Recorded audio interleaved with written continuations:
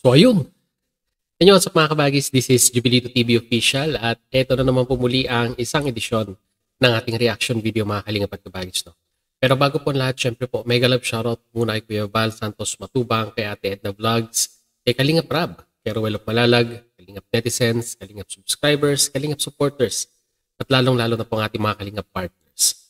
Mega love shoutout po sa inyong lahat. So ito na nga mga kalingap at kabagis, no? For today's reaction video, gawa lang po natin ng reaction.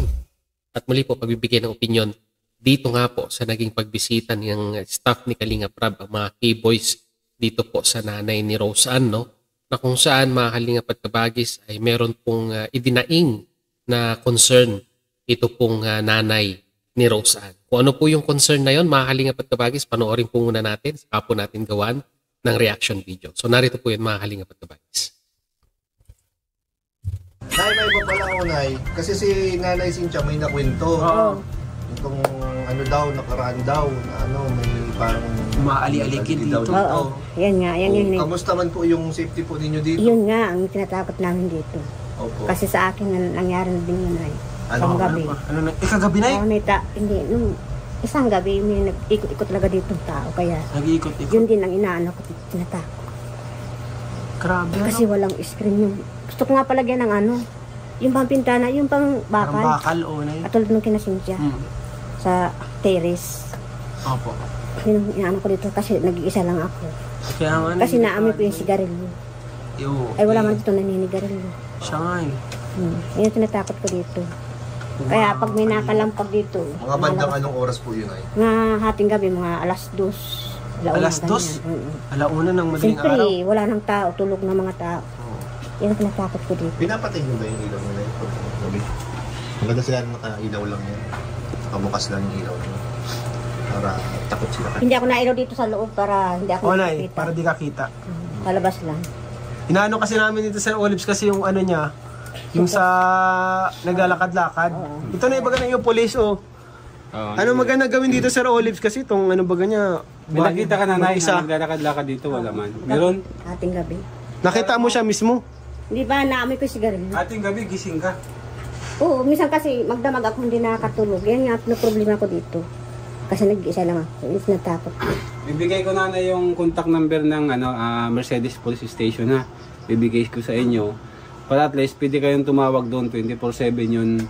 May hawak ng hotline nun. Para kung sakaling may kayo, untoward incident dito, makapag-report kagad kayo. Talaga nagtatangka ng pasukin, ano? Oo. Wala kang magawa. Bibigay ko po yung Wala man akong pera, bakit papasukin nila ako?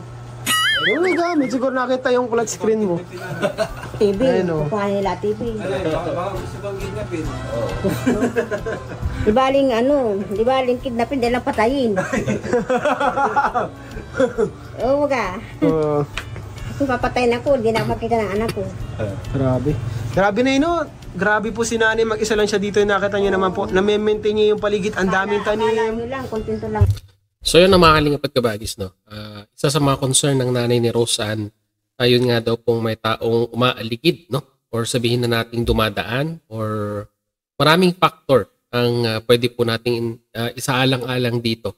Dito po sa nararamdaman niyang tao, lalong-lalo na po sa 10 oras ng gabi, mga kalingap at kabagis. At base nga po sa salaysay ni nanay ay ramdam niya yung presensya ng taong ito dahil nga po naaamoy niya yung sigarilyo. So which means, alam niyo mga kalingap at kabagis, napakalakas ng amoy talaga ng sigarilyo kahit sabihin na nating ilang metro yung layo eh. Pag yung usok na yan ay talagang sisiksik at sisiksik yan sa mga ilong natin.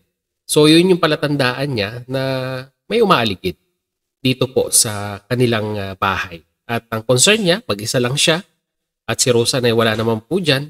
Kaya yun nga po, sabi niya nga po sa K-Boys ay gusto niya nga pong palagyan ng protection, extra protection yung bahay sa paglalagay ng grills or pinaka grills or bakal sa bintana para added protection sa kanilang bahay. Dahil alam naman po natin kahit may bakod, gawa lang naman po sa light materials, yung bakod na yon, and at the same time ay kung gugustuhin talagang pumasok or gustong manloob, ay walang magagawa si nanay.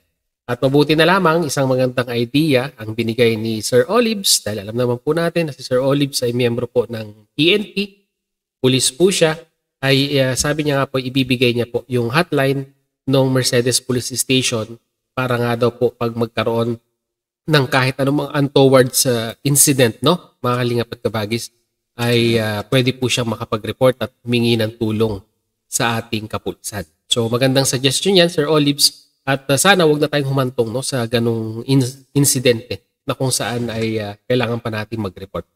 At sa tingin ko, ang may papayo ko rin, yung added visibility sa gabi. Yung nga pong sabi nga, yung hindi na pinapatay yung ilaw sa terrace, maganda rin po yan para at least, di ba, yung presensya ng tao na tumitira doon sa bahay ay masasabi nating aktibo, ika nga, no? Na parang pinapahiwatig mo doon kung sino man yung taong umaaligid na yan, na yan nga po, na kwan po, nandun siya at ready siya, kumbaga, saan man pwedeng mangyari ika nga. At saka sa tingin ko po, parang mas maganda na rin na lagyan ng kwan, no, mga kalingap at kabagis, no? Lagyan ng solar lights or solar panel yung paligid, no, ng bahay para at least talaga yung visibility sa lugar na yun ay talagang kitang-kita kung sino man yung umaaligid sa gabi at hindi na magdadalawang isip na gumawa ng hindi man maganda kay nanay or yung pinagpaplanuhan si nanay ng hindi maganda ay mai-eliminate na po, no, mga kalingap at kabagis. So yun lamang po ang ating quick reaction video regarding po dito sa pagbisita ng K-Boys dito po sa nanay ni Rose Ann at sana nga po, no, wala na pong mangyaring hindi maganda.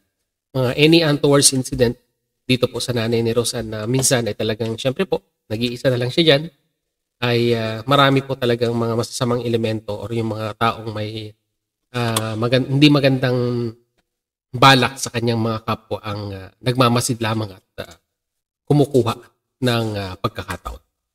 So yun, mga kalingap at kabagis, hanggang dito na lang. Muli maraming salamat dahil sa dulo po ng ating reaction video ngayong araw na ito ay nasamahan niyo po muli si Jubilito TV Official at muli po papalala po ang inyong host. Sa mga hindi po nakasubscribe sa channel, Kuya Val Santos Matubang at Edna Vlogs, Kalingap Rab, Noel Malalag, subscribe nyo na po ang kanilang mga YouTube channel. At the same time, muli po naglalambing din po ang inyong host. Sa mga hindi po nakasubscribe sa channel, Jubilito TV Official, ay subscribe nyo na po, no, mga Kalingap at kabagis, no? At pag nagustuhan nyo po ang ating reaction video for today, paki-like na rin po, mga Kalingap at kabagis. So yun, hanggang dito na lang. Once again, this is Jubilito TV Official, proud member po, no, ng Team Cause at ng Karepa Year 2024. As I always say, mga Kalingap at kabagis, peace, God first. God bless po. Bye!